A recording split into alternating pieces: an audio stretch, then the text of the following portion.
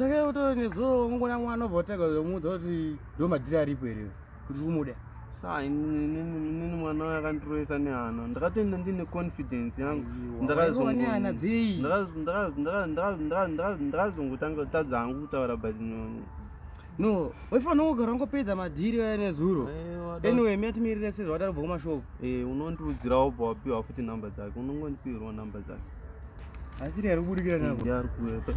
Saka dao tuende unomuudza kuti inini ndomuda ndi. Upiwewo futi namba dzake. Yabona tuko.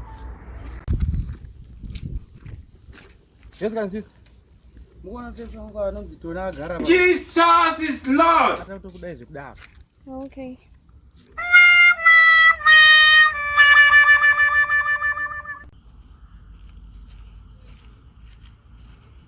Wakutuma munhu kuti andudze kuti unondidasa una muromo wako wekuzvitaurira. Hey! Asi hauchagona kutotaura zvekundudza kuti unondida. She what? Ndachida kutaura kuti. Aiwa kamkwasha, asi nezuro handiti hamusiri mumanga andisvikire here. Continue. Nemkwasha.